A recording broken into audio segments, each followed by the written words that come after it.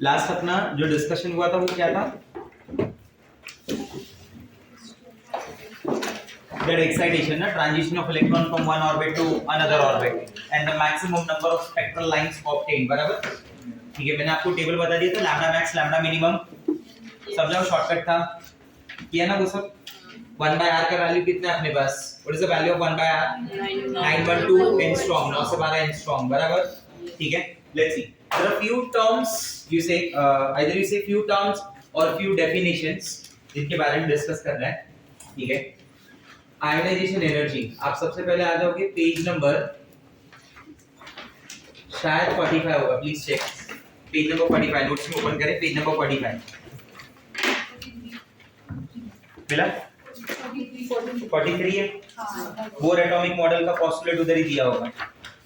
हाँ yes, it is 43 मिला ionisation energy.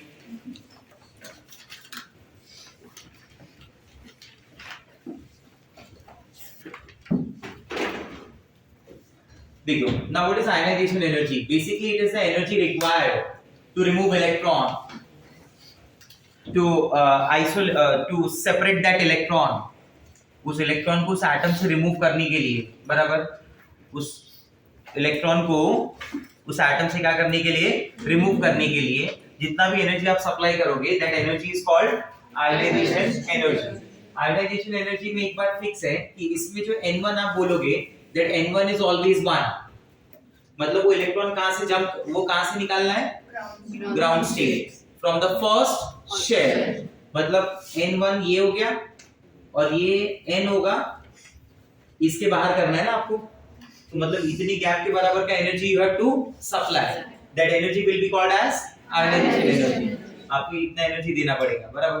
तो क्या मैं आयोनाइजेशन एनर्जी को ऐसा लिख सकता हूं कि it is energy of that infinite, क्या बोलते हो, हाँ या ना, minus energy of the first shell, infinite वाले का एनर्जी क्या होगा? 0, बराबर? E1 का क्या हो जाएगा? Minus 13.6 z² upon n square electron volt per atom, बराबर? Minus and minus become plus, 13.6 z² upon n square electron volt per atom. This is the formula for ionization energy. क्या इसका पॉजिटिव आना आपको सही लग रहा है? आंसर इज यस, मुझे तो सही लग रहा है। Reason, this is the energy supplied, this is the energy supplied। किसी भी सिस्टम में मैंने क्या बताया था, जब आप एनर्जी सप्लाई करेंगे, सिस्टम में कुछ भी आता है तो उसे क्या माना जाता है? पॉजिटिव। सिस्टम से कुछ जाता है तो क्या माना जाता है? नेगेटिव। बाजू में फार्मूला लिख लिया उसका, ionization energy is equal to 13.6 z² upon n square electron volt per atom.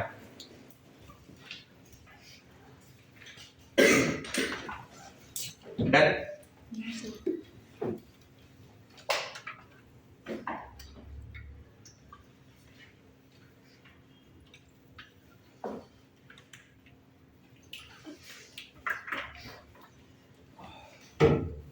Right the question, notebook में लिखेंगे। कैलकुलेट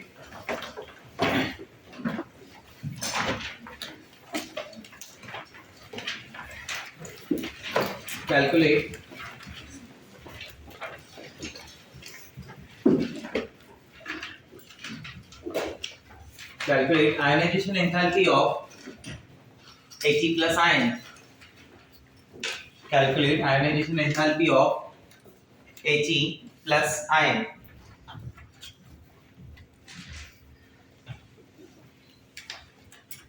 आ जाएगा आंसर?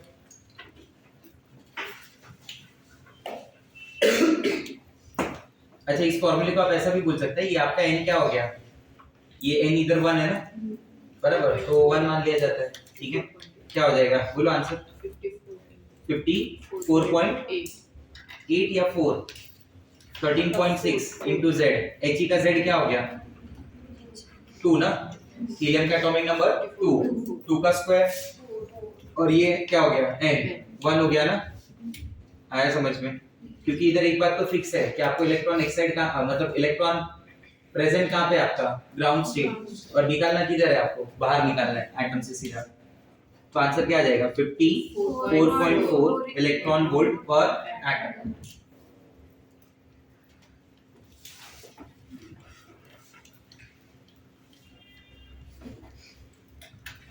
नेक्स्ट, आपके पास वहां पे देखो सेपरेशन एनर्जी है नोट्स में, that binding energy is also called as separation energy, that binding energy is also called as separation energy. Basically इसकी केस में क्या मालूम है, इधर n1 is not equal to 1 है, that should be at excited state. इधर electron निकाला जाएगा फ्रॉम ग्राउंड स्टेट, इधर इलेक्ट्रॉन निकाला जाएगा फ्रॉम एक्साइटेड स्टेट, इसलिए मैंने स्पेसिफाई किया your n1 is 1 and your n1 is not equal to 1. तो मतलब आपको n1 के अलावा और कुछ और देखना पड़ेगा. तो डेल्टा ई क्या हो जाएगा, E infinite minus En, what do you say, yes or no, energy of nth orbit. I don't know कौन सा ऑर्बिट होगा, that can be first excited state, that can be second excited state, third excited state, कुछ भी हो सकता है. Say something, yes or no? Yes sir. Energy of infinite पे क्या मिल रहा है, 0. इसको क्या लिखेंगे, this is minus of 13.6 z² upon n². What do you say, yes और no? This is electron volt per atom. Basically देखा जाए तो ये सीधा सीधा फार्मूला तुम्हारे पास क्या बन जाएगा, 13.6 into z², क्योंकि n की वैल्यू तो आप क्या मानोगे 1, तो आप ये भी लिख सकते हैं डायरेक्ट. ठीक है, ये क्या बन जाएगा, plus 13.6 z² upon n² electron volt per atom. आया समझ में, क्लियर है? समझा नहीं समझा? ठीक है, फॉर्मूला कॉपी कर लो. दिस इज बाइंडिंग एनर्जी और also called as separation energy. Binding energy और also called as separation energy.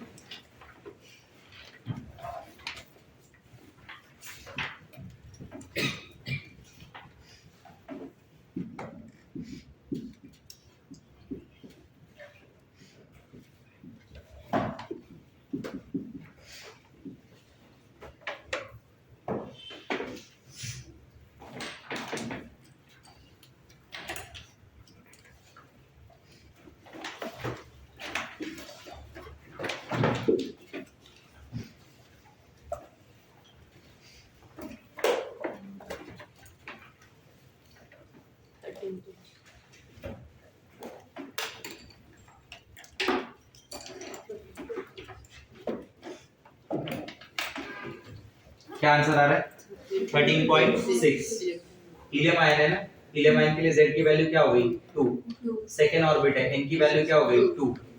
तो ये हो जाएगा binding energy is equal two plus 13.6 into 4/4, 2 का स्क्वायर अपॉन 2 का स्क्वायर ना, कैंसिल हो जाएगा. आंसर क्या आएगा, plus 13.6 electron volt per atom. The third type of energy here we have is excitation energy. Now in these two energies electrons are removed from the atom. ये दो energy हुए जिसमें atom में से इलेक्ट्रॉन को बाहर कर देते. आया समझ में, क्लियर है? इसमें बाहर नहीं कर रहे, इसमें इलेक्ट्रॉन को क्या कर रहे हैं, एक्साइट. तो वो इलेक्ट्रॉन मान लो वो कहीं से भी जंप हो सकता है. मान लो n is equal to 1 से जंप होके 2 पे चला गया, 1 से 3 पे चला गया, 1 से 4 पे चला गया, that depends. ठीक है, तो देखिए एक्साइटेशन एनर्जी में मैं क्या बोलूंगा कि this is energy of, this is sorry, delta E is equal to En2, या फिर मैं इसे E2 बोल देता हूं और मैं इसे E1 मान लेता हूं. Agree? E2 minus E1. E2 को आप क्या लिखेंगे, E2 के लिए क्या लिखेंगे, माइनस 13.6 z² अपॉन n2 का square minus of minus 13.6 z² upon n1 का स्क्वायर. अब मुझे बताओ जो एक्साइटेशन हो रहा है उसके लिए एटम एक ही है या अलग अलग एटम है? अरे एक ही एटम के अंदर वो इलेक्ट्रॉन एक्साइट होगा ना, from one orbit to, from lower orbit to higher orbit, from orbit to higher orbit. Atom थोड़ी ना अलग होगा, तो मतलब z का वैल्यू विल रिमेन सेम. 13.6 क्या है, कांस्टेंट. दोनों को बाहर बुला लो, ये माइनस और माइनस क्या हो जाएगा, प्लस. ये टर्म आगे लिख रहा हूं, ये टर्म पीछे लिख रहा हूं, बराबर इंटरचेंज कर रहा हूं. क्या हो जाएगा बोलिए, 13.6 z² ब्रैकेट में 1 upon n1 square minus 1 upon n2 square. क्या मेरी बात समझ पा रहे हैं? This is the excitation energy, बराबर. There are few terms in this. अगर वो बोलता है फर्स्ट एक्साइटेशन एनर्जी, अगर वो क्या बोलता है, फर्स्ट एक्साइटेशन, हाँ, तो in that case electron jumps from first to second, that is first excitation energy. First to second shell पे, फर्स्ट टू सेकंड ऑर्बिट पे इलेक्ट्रॉन जंप कर रहा है. अगर वो बोलता है second excitation energy, So in that case, electron jumps from first to third shell directly. If it says third excitation energy, so in that case electron jumps from first to fourth shell directly. आ रहा है समझ में बात? ठीक है, excitation energy का formula आया समझ में? बोलो हाँ या ना? अगर n1 1 होगा तो ये 1 माइनस 1 अपॉन n2 का स्क्वायर हो जाएगा। अगर n1 का वैल्यू क्या होगा? 1। नहीं समझे मेरी बात? अगर n1 1 मान लिया मैंने तो इसका फॉर्मूला क्या बन गया एक्साइटेशन एनर्जी का? बोलो 13.6 z square 1 minus 1 upon n2 square. Clear हो रहा है बात? हाँ या ना? ठीक है, जैसे क्वेश्चन पूछा calculate second excitation energy of He plus ion. Second excitation energy of He plus ion. तो He प्लस आयन के लिए मतलब क्या हो गया? Z की वैल्यू क्या हो गई? 2। सेकेंड एक्साइटेशन एनर्जी का मतलब क्या हो गया? That electron is jumps from first to third. That electron jumps from first to third. या फिर मान लीजिए चलिए He प्लस नहीं Be प्लस 2 मान लीजिए। He प्लस ऑलरेडी एक बार दिया है मैंने, Be प्लस 3 मान लीजिए, तो उसके केस में Z की वैल्यू क्या आएगी? 4 आएगी। ठीक है, क्या हो जाएगा फॉर्मूला अपने पास? Excitation energy is equal to बोलो 13.6 इनटू Z स्क्वायर, यानी क्या हो गया? 16 बराबर 1 माइनस 1 अपॉन n2 का स्क्वायर। n2 यानी क्या? 3 का square 9। 1 minus 1 by 9 is 8 by 9। अरे हाँ ना? बराबर फॉर्मूला क्या हो गया? 13.6 इनटू 16 इनटू 8 by 9। सॉल्व कर देंगे, आंसर आ जाएगा। आया समझ में? क्लियर ये बात? ठीक है, कॉपी कर लीजिए।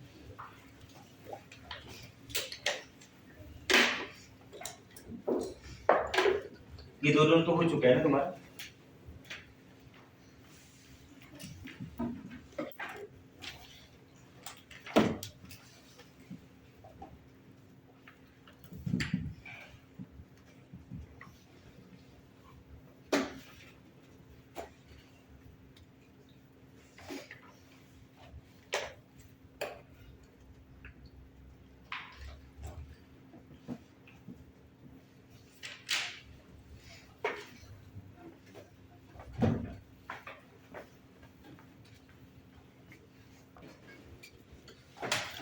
The next part,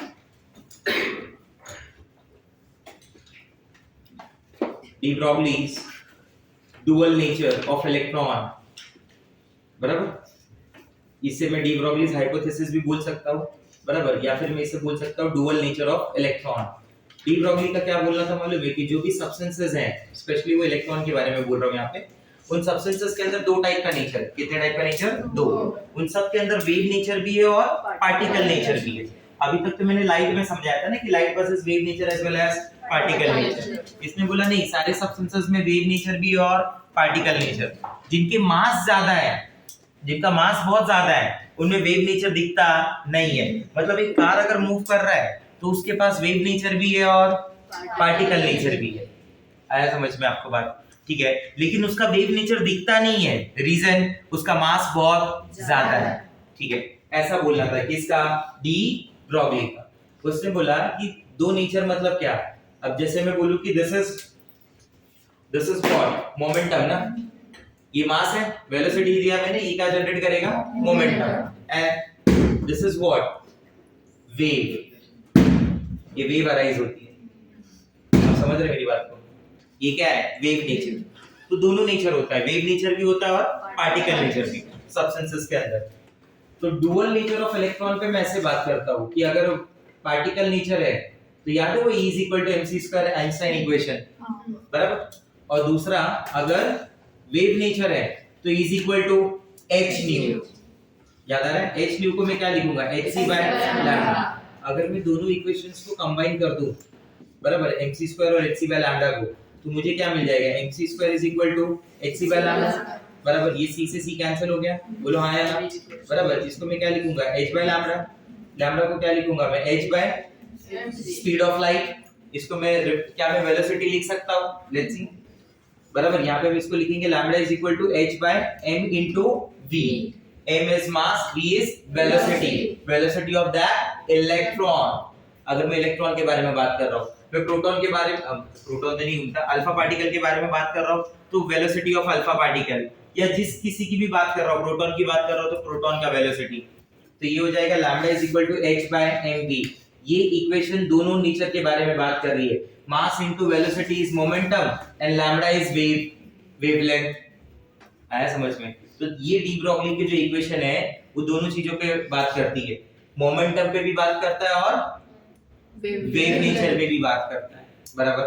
अब इसमें जब मास दिखा, मास जब इसमें इलेक्ट्रॉन का देखा गया ना, तो इलेक्ट्रॉन का एक वेवलेंथ आता है और वो एक सिग्निफिकेंट वैल्यू रखता है, because the mass of electron is very very less. तो उस वेवलेंथ का एक सिग्निफिकेंट वैल्यू है, मतलब ये कौन से पार्टिकल के अंदर मुझे वेवलेंथ की एक सिग्निफिकेंट वैल्यू मिलेगी? माइक्रोस्कोपिक पार्टिकल, ऐसा पार्टिकल जिसका मास बहुत कम होगा। मैक्रोस्कोपिक पार्टिकल में प्रॉब्लम क्या होगा मालूम है? जिनका मास बहुत ज्यादा होगा, उनका मास बहुत ज्यादा होगा तो उनका वेवलेंथ बहुत कम होगा, ऐसा। दिस इज फार्मूला नंबर 1, मैं इसको बोलता हूं फार्मूला नंबर 1। क्या मैं इसको ऐसे लिख सकता हूं, lambda is equal to h by p, बोलो, instead of mass into velocity can I write momentum? This is formula number 2। इसका क्या रिलेशन है काइनेटिक एनर्जी के साथ, वो देखते हैं। तो अगला पॉइंट मैं बोलूंगा रिलेशन विद काइनेटिक एनर्जी। आपको यहां से एक रिलेशन तो समझ में आ गया रहेगा कि वेवलेंथ का रिलेशन क्या है, wavelength is inversely proportional to momentum. आया समझ में? Wavelength is inversely proportional to mass, wavelength is inversely proportional to velocity.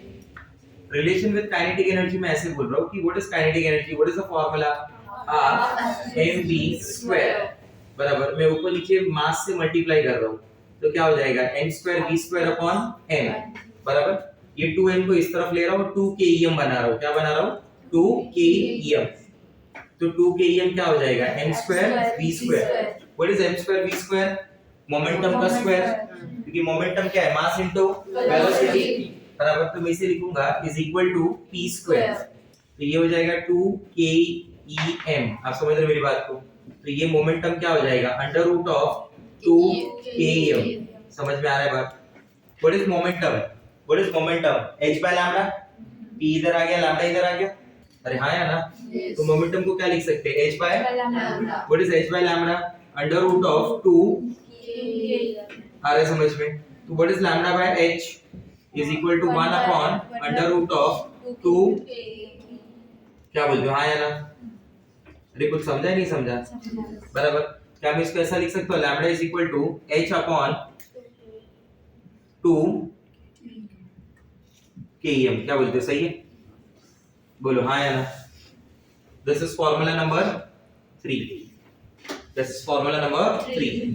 क्या आपने कभी ऐसा पढ़ा है कि एक इलेक्ट्रॉन अगर एक्सेलरेट हो रहा है अंडर पोटेंशियल v, कोई भी पार्टिकल अगर एक्सेलरेट हो रहा है अंडर पोटेंशियल v, तो it's kinetic energy is q into v, it's kinetic energy is q into v। तो अगर kinetic energy q into v है तो मैं ऐसा बोलूं कि put value of kinetic energy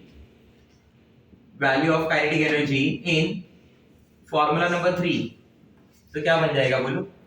अगर मैं ke की जगह पे क्या लिखता हूं, q into v, तो फॉर्मूला क्या हो जाएगा, lambda is equal to h upon, come on, under root of 2 q v into m। This is your formula number 4। आ रहा है समझ में? अब इसके जो क्वेश्चन बनेंगे उन क्वेश्चन के केसेस क्या होंगे, देखो। केस 1, टू कैलकुलेट वेवलेंथ, अगर उसने क्या पूछा है मुझे, वेवलेंथ, बराबर। If mass and velocity is given, अगर वो मुझे मास और वेलोसिटी दे रहा है, क्या दे रहा है, मास और velocity. If mass and velocity is given, use formula number 1 to calculate wavelength. If mass and velocity is given, use formula number 1। मैं एक नंबर्स के साथ फॉर्मूला पूछूंगा आपको, कौन सा फर्स्ट है कौन सा सेकंड है, ध्यान रखना। अगर वो मुझे डायरेक्टली मोमेंटम दे रहा है, if momentum is given, use formula number 2। तीसरा, इफ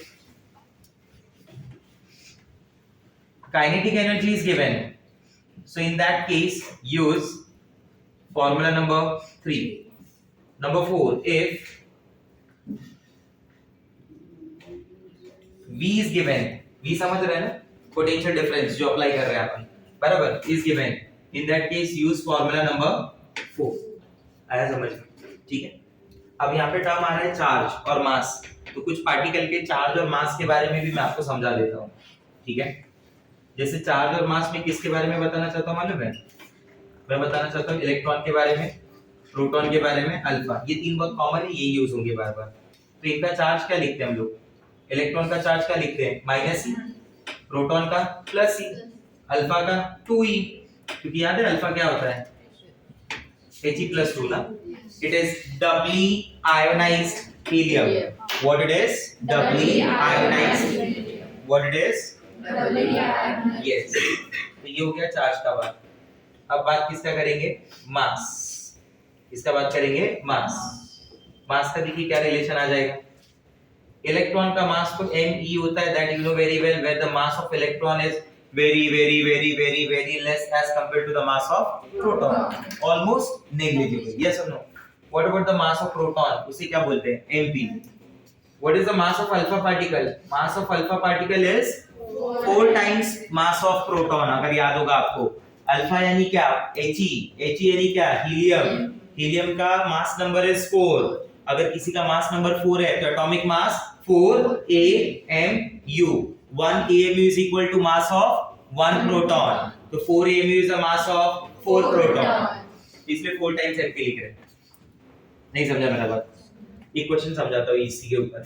ये समझा ये क्वेश्चन? ये ना आपके बुक में है न्यूमेरिकल, बराबर, पेज नंबर 47, 48 वगैरह रहेगा।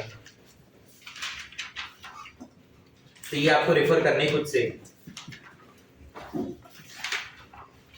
Refer examples, page number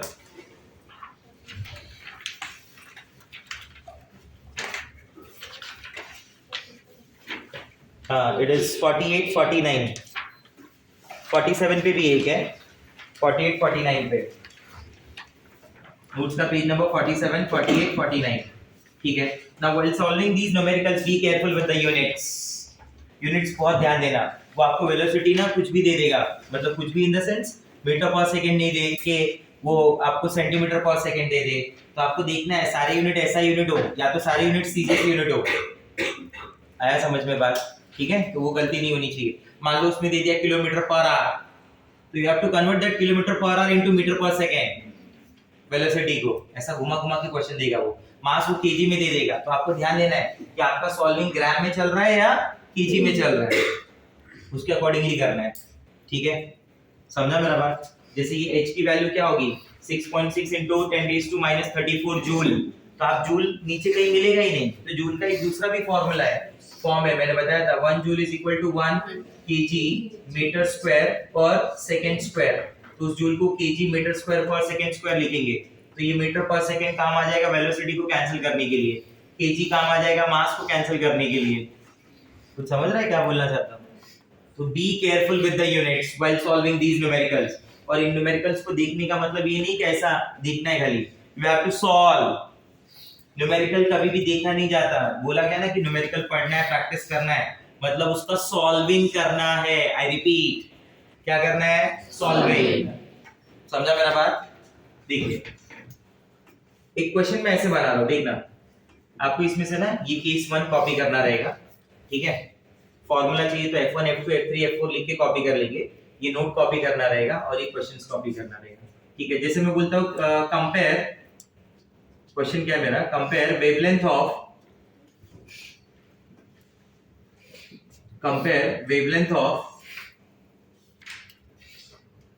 of proton and alpha particle. Compare wavelength of proton and alpha particle. Condition है if their velocity is constant, if their velocity is constant, मान लीजिए उनकी velocity constant है, तो मुझे बताओ कि वेलोसिटी के रिलेटेड कौन सा फॉर्मूला है? पहला, दूसरा, तीसरा, चौथा? फर्स्ट। इधर वेलोसिटी नहीं है भाई, ये स्टॉपिंग पोटेंशियल का v है। ये स्टॉपिंग पोटेंशियल का क्या है? v है। आप समझ रहे मेरी बात को? तो पहला वाला फॉर्मूला नंबर 1 क्या लिखेंगे? देखिए मैं बोलता हूँ कि इसके अंदर वेलोसिटी कांस्टेंट है और h कांस्टेंट है, तो what is the relation between wavelength and mass? Inverse. तो मैं बोलूंगा wavelength is inversely proportional to mass. क्या हमें already mass of proton, mass of alpha particle पता है? Answer is yes. कैसे रिलेट करूंगा बताइए? Wavelength of proton upon wavelength of alpha particle is equal to mass of alpha particle upon mass of proton, as the relation is inverse. What is the mass of alpha particle? It is 4 times mass of proton upon mass of proton. Cancel हो जाएगा, 4/1 आएगा। You got my point? आप समझे मैं क्या बोलना चाहता हूँ? मैं बोलता हूँ कि if momentum is constant, मान लीजिए मोमेंटम ही कांस्टेंट है, तब क्या बोलेंगे? तब तो कुछ रिलेट करने जैसा ही नहीं है, तो मैं बोलूंगा wavelength of proton upon wavelength सब सेम है, तो रेशियो क्या आ गया? 1:1। कैसे? h कांस्टेंट है, वो भी सेम है, मोमेंटम भी कांस्टेंट है, तो कांस्टेंट अपॉन कांस्टेंट को डिवाइड करेंगे तो क्या आएगा? दोनों का रेशियो 1:1 ही आएगा। आया समझ में? ठीक है। तीसरा, if kinetic energy is constant, तो जब मैं बोल रहा हूँ कि काइनेटिक एनर्जी कांस्टेंट है, तो क्या क्या गया? h गया, 2 गया, k गया, m वो रहेगा ना? ठीक है, तो क्या लिखूंगा? Wavelength is inversely proportional to √m। तो इस पे ऐसे लिख सकता हूँ, wavelength of proton upon wavelength of alpha particle is equal to √ mass of alpha particle upon mass of proton is equal to √ what is mass of alpha particle? It is 4 times mass of proton upon mass of proton. Answer आ जाएगा 2/1। नहीं समझा answer? If same potential is applied,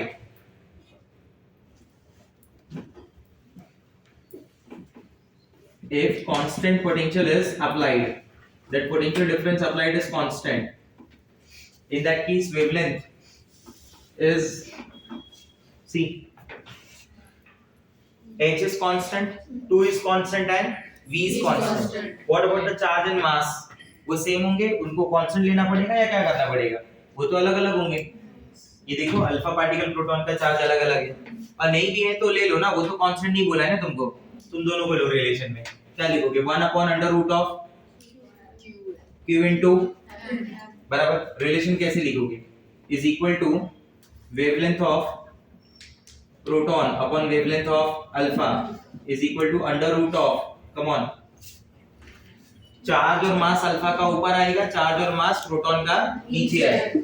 q alpha mass of alpha upon q proton mass of proton. You got my point? What is charge on alpha particle? 2e।